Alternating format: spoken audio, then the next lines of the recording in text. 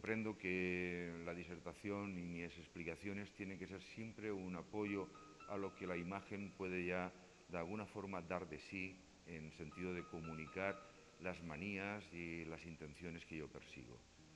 Hasta aquí llegamos.